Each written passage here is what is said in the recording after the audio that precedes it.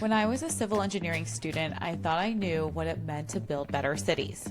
Designing better infrastructure, building things that worked, and solving technical problems. And then I met today's guest, Dr. Leidy Klotz. As one of my university professors, he was the first person that made me question what it meant to build better cities. Leidy is a behavioral scientist and engineering professor at the University of Virginia, where he studies the connections between our inner world and our outer one, between our minds and our built environments. In his new book, In a Good Place, he takes that idea even further. He shows us that the places that we live in aren't just passive backdrops to our lives. They actively shape us. And what makes a place good isn't simply whether it's beautiful, efficient, or comfortable. Leidy argues that our environments can help us meet three foundational psychological needs: agency, growth, and connection. And that raises some pretty big questions, like, can a city give us a sense of agency? What do our public spaces and infrastructure reveal about what we value? And perhaps most importantly, what role does city building play in helping us connect with one another? So today, we're going to talk about how the places we build shape the people we become. I'm Kate Gasparo, and this is Building Better Cities. Let's start at the very beginning, where we sort of think about the built environment in most days as like the backdrop to life. But there's a lot of evidence that you bring forward, not just in your current book, but also in your last book, Subtract, about the relationship of the built environment shaping our behavior, relationships, and well-being every day. What is the strongest piece of evidence you bring up when you hear this and as you've been studying this for the last, it's been like almost 15 years, more than that?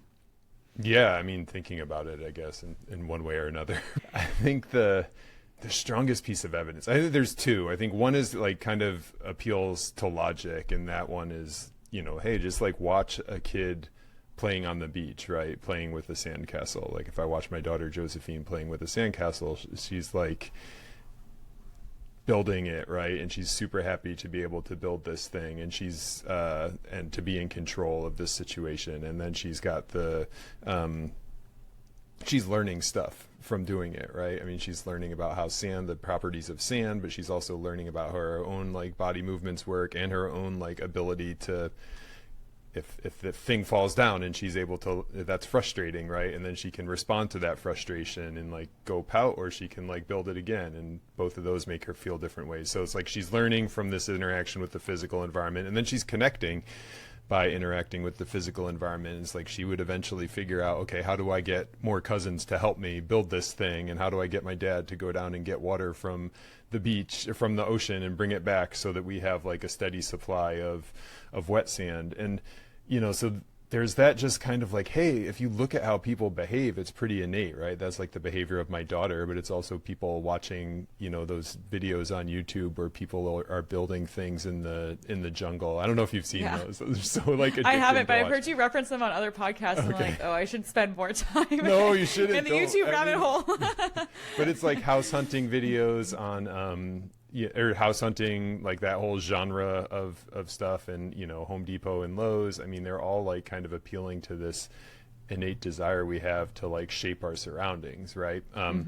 So there's the appeals to logic. Then I think there's the science, right? And it's like, all right, one of the most robust ideas in psychology is like self-determination theory that's been studied for decades. And it's like we have these core needs, and those are the needs that I was talking about Josie meeting on the beach, which is like agency, competence, and connection. And we can meet those needs. They're like psychological needs we have, and we can meet them in a lot of ways, but the original way that we met them is through our built environment. And then you can like point to specific studies where there's one in the book that people find striking. I find striking. I mean, they studied people in nursing homes, and the people, I don't think this generalizes to every single situation, but in this particular study, the people who were able to customize their room were 50% more likely to be alive 18 months later when the researchers came back, right? So it's like, we know intuitively that the backdrop to our lives matters, but like the degree to which it matters and how it matters, like that study is incredibly striking, because it's like life or death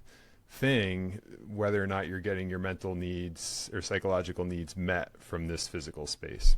I think we spend a lot of time, especially in the years around COVID, thinking about like how the built environment and specifically buildings, air circulation, daylighting, egress, That's true, all equate to our health. Especially in that context. I mean, I just remember talking about filters in every building. And yes, Right. you don't see filters, but you experience fresh air that's flowing through and how that feels in the moment good, but also like over a period of time leads to less, I want to say vacancy. Yeah, sickness or like down days for businesses, and that equates to value. But I was interested more so in the side of the book where you talk about agency, growth, and connection. And that's very different than a building standard, a wellness building standard or a green building standard that I assume is trying to get to the same types of elements in agency, growth, and connection.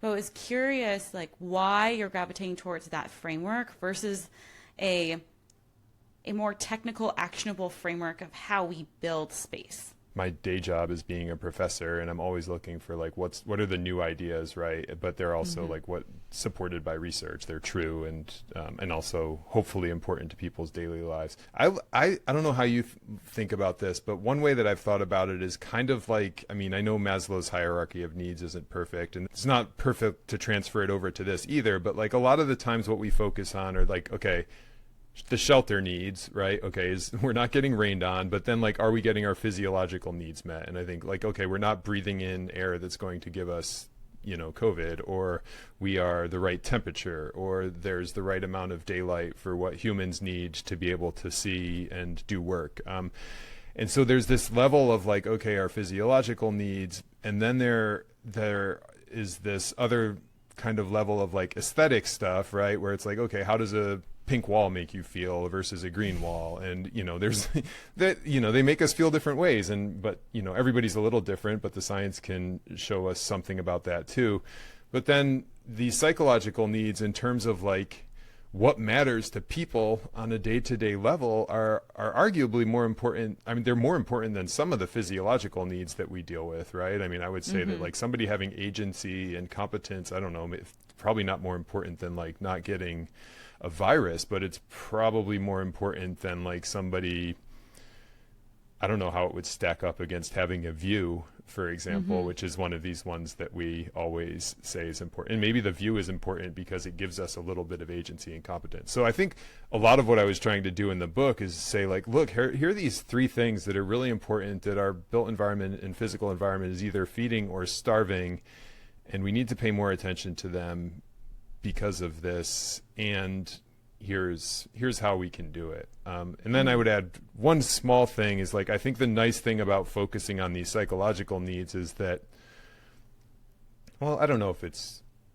any more or less true than it is with those other needs, but I think there are more opportunities to actually do something about it for people, right? It doesn't necessarily require a full renovation of your office, right?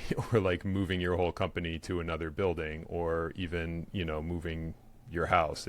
Like you can just move to a different space that you already have access to, or you can think differently about your space, or you can, kind of, if you're constrained in one place, exercise control in another. So, yeah. I'm curious, since you've sort of split your time between the United States and Sweden, you spend your summers in Sweden doing research and teaching. I'm curious if these three elements, this framework around agency, connection, and growth, are transcendent of culture. And as you travel, not just between these two places, but other places, if you find that these are the three things that help people, going back to Maslow, like self-actualize in place and help communities grow and build upon each other. What I think is interesting traveling there or traveling anywhere is you just see, oh, wait, it can be different, right?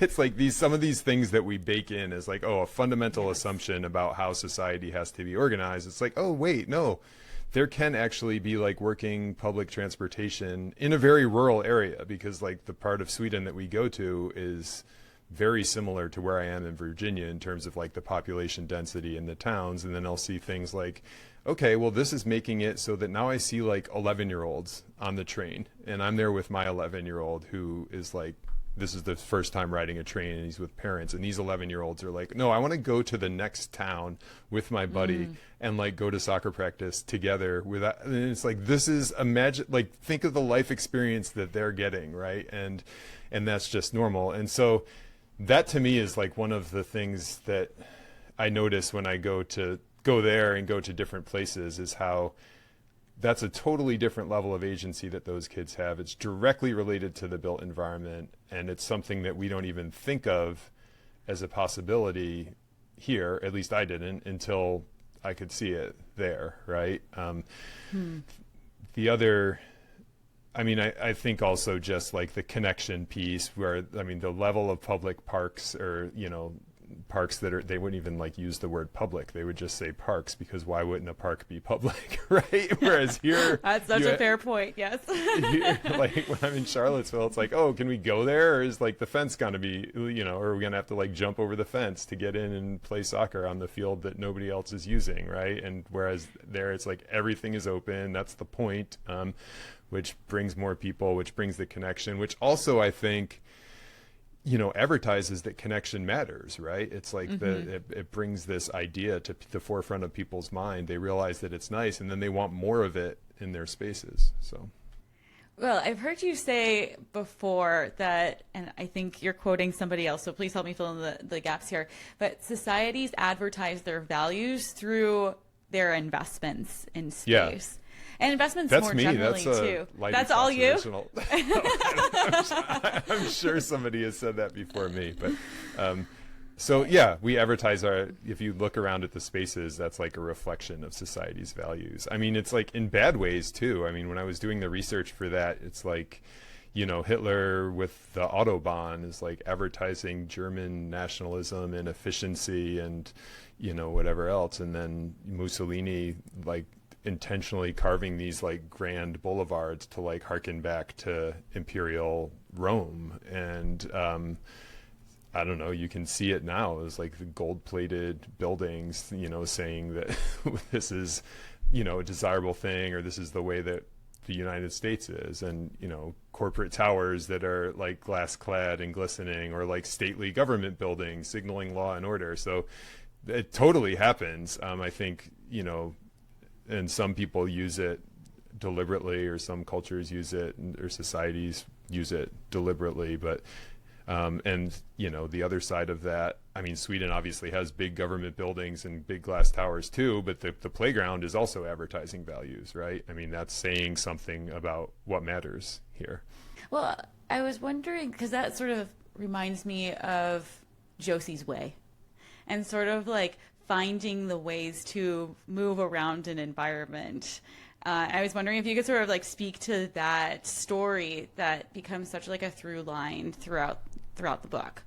Yeah, I mean, my daughter, when I was writing the book, she was between kind of, I don't know, like really 0 and, you know, 4.5. And so I was spending a lot of time like seeing the world through her eyes. And when she's such a like precocious little explorer kid, I mean, as soon as she could walk, she was just like out the door, and she's like didn't care if anybody was following her. And we were like always just tagging along behind Josie, seeing where the day would take her. And we would walk between our house, and there's a pond on campus that she would always kind of like find her way to.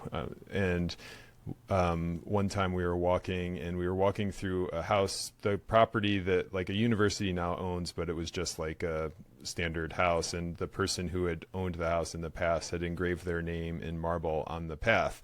And so we're walking down this path, and Josie goes, "That says Josie's Way." And I'm like, okay. And it's like, she's like not only like naming the path after herself, but she's also like, I think she knew the double meaning, where that was like her way of living life, was like doing whatever the heck she wanted to do, and like everybody else could like work around it. And so yeah, I think, and just like that's the agency and growth, right? It's like you're able to, hey, I can do this, and it feels good to be able to do it. And now that I've taken this path, that's another like credential I have, another badge, Yes. right? It's like, I have Yeah. done this. I've done this thing. I'm amazing. And now it's on to the next thing that I'm going to explore. So like that growth and connection totally there in the Josie's way. And again, it wasn't like, not necessarily like by building something new, but by experiencing something new. And that idea of like not building new to unlock that competency and that agency is also like a through line to your past book on Subtract. So and I'm curious to what extent that influenced this book. And instead of adding more things in our environment to help people achieve competency, growth, and agency, what does it look like to take the idea of like, can we subtract? Can we think about this space in a different way, as opposed to requiring heavy resources or investment to get us to that next step?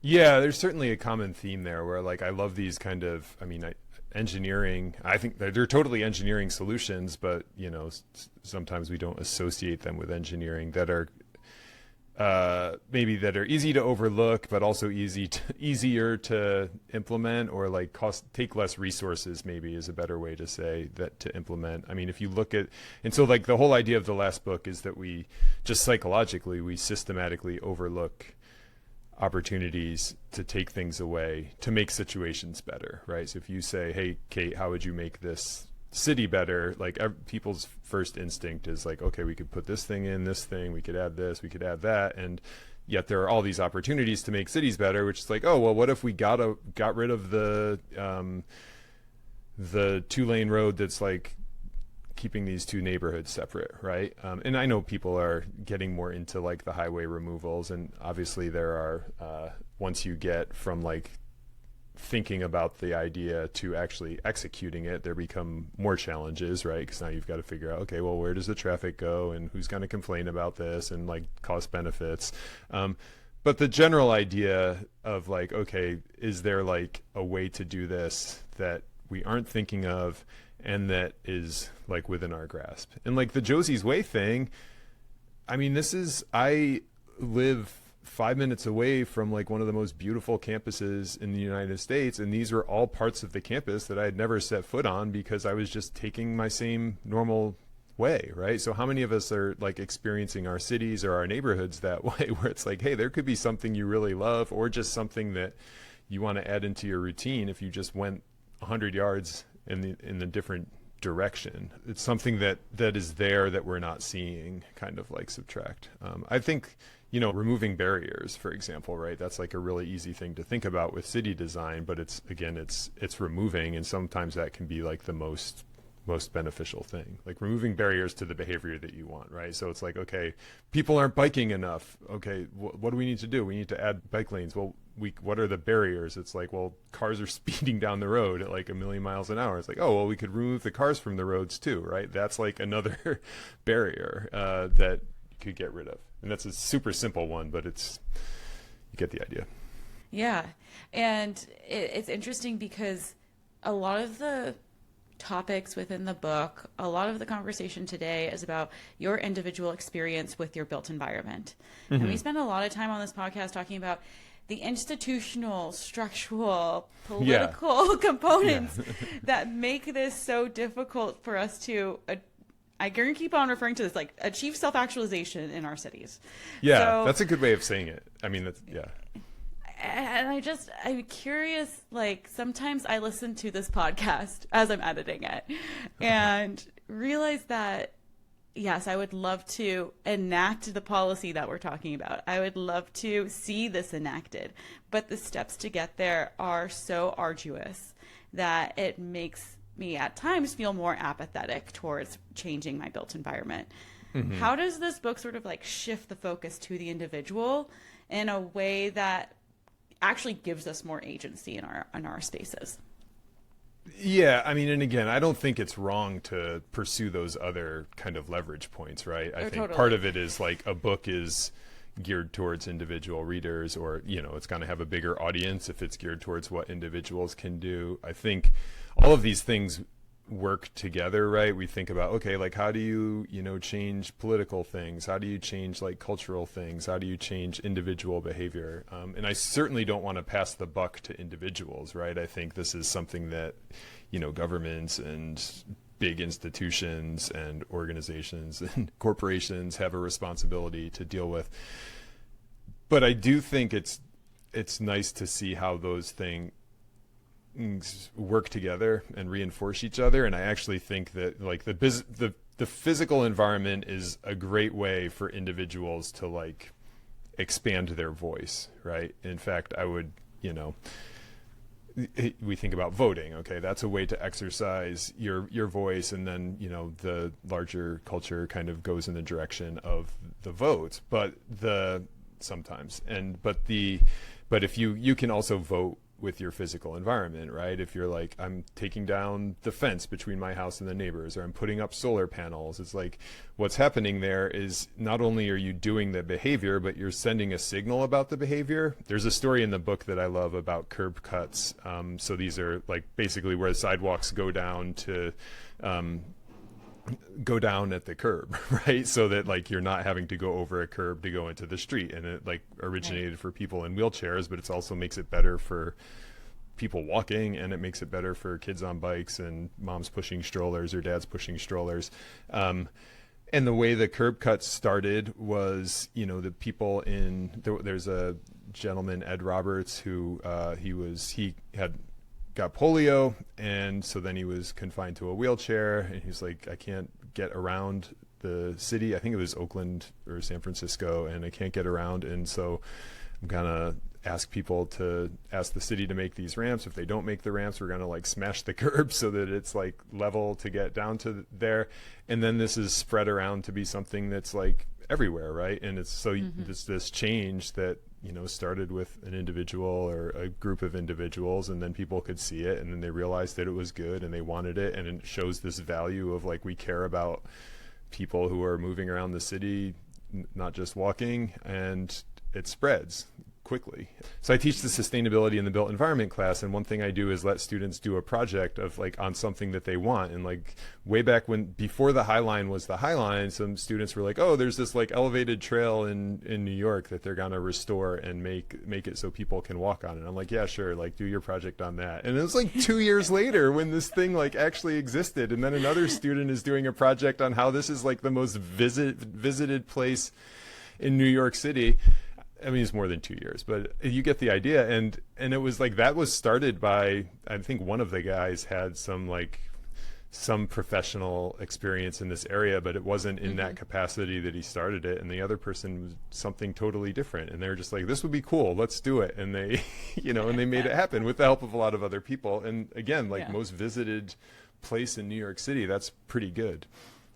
Well, I mean, full disclosure to the audience, I was Leidy student, which seems like forever ago. It was, yeah. Before Leidy became famous.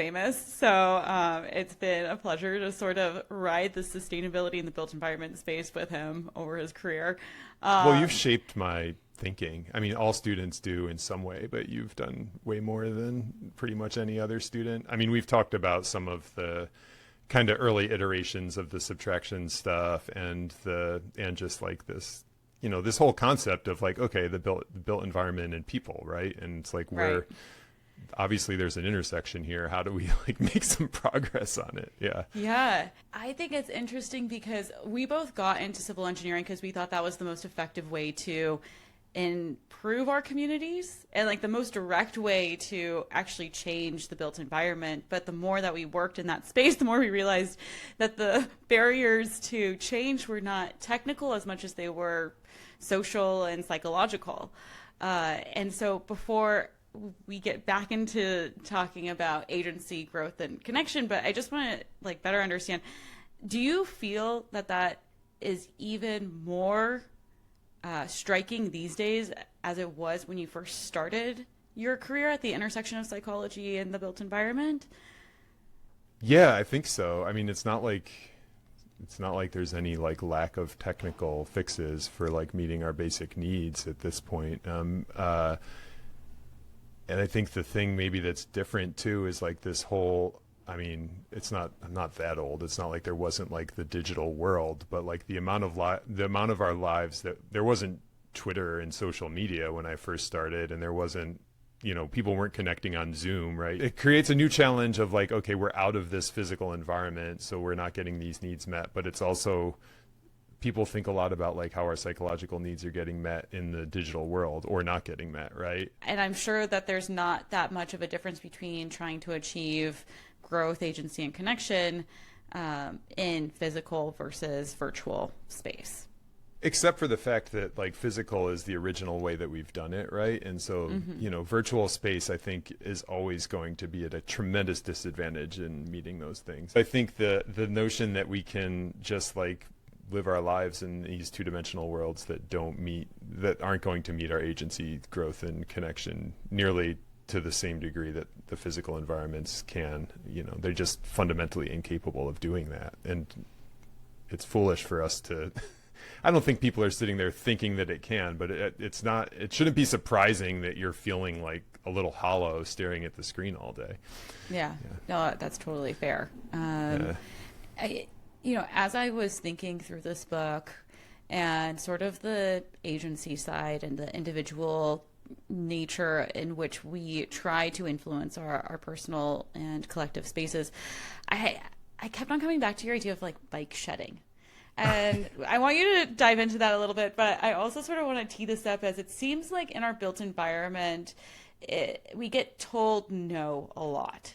Like there are just some inherent ways that new projects are presented to us, that public meetings are set up to exclude a large portion of the community in which projects are being enacted.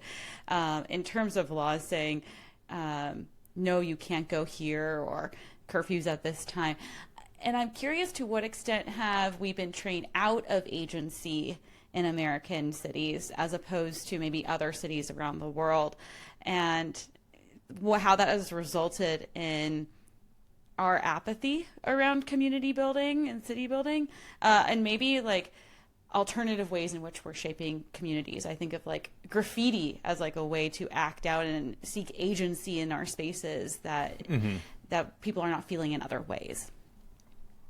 Yeah, I think there's two levels. I mean, I think I'll start with just general and then go to like the American versus other cultures. There's like maybe things that are unique to American, but I think there's just this general tendency to like assume rules, right? You had one podcast episode on like removing friction, right? And like sometimes this friction is just like either somebody's putting it there and it doesn't even belong there, right? Where it's like, no, you can't possibly do that. It's like, no, yeah, actually I can. And you aren't like the police of telling me I can put a speed bump in the alley behind my house or like whatever.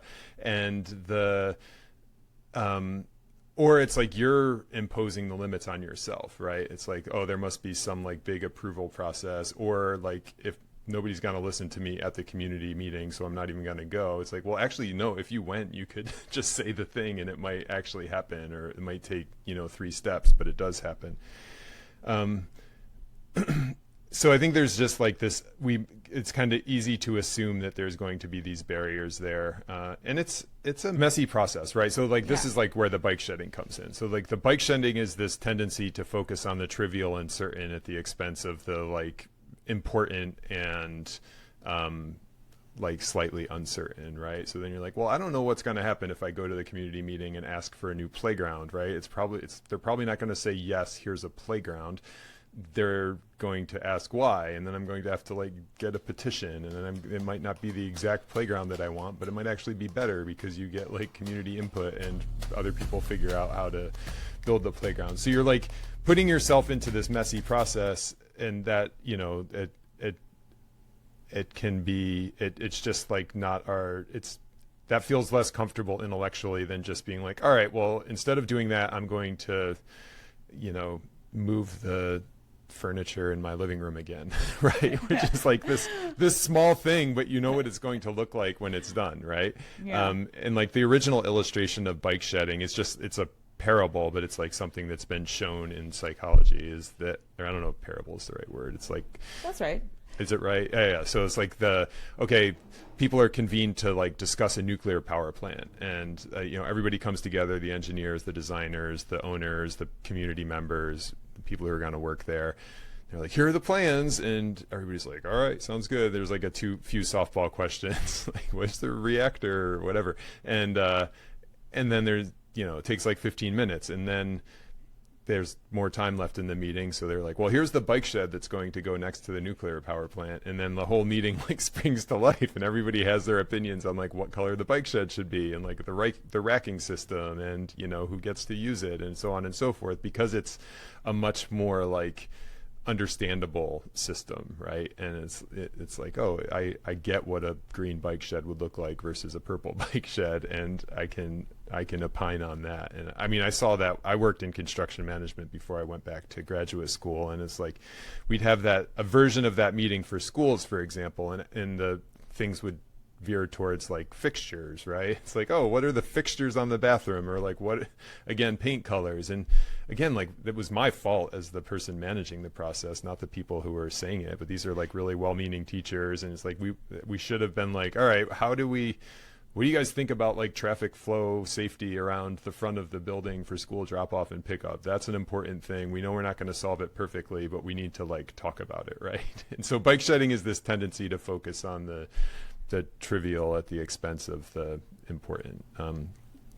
And I think as far as the US, I mean, maybe just we go a little overboard on like the trying to control things with like rules. I don't think having too many rules is like as insidious as that. I just think it's something that can be toggled that would make you feel more or less agency, right? I know we're a little bit over time, but I was hoping we could sort of land on this last question and translate everything we've discussed today to the listener and how they can think about their built environment if they were to walk outside later today or tomorrow and just do one thing that would help create a good place. What would you hope that they do? I really think noticing, like the second chapter of the book after the intro is like engage, right? And like pay attention. And I think there's so many, there's all these things that we've talked about that you could fix about it or ways to engage with it, but there are also like just these beautiful things that are there. It could be like a brick pattern that you notice, and that's like as beautiful as,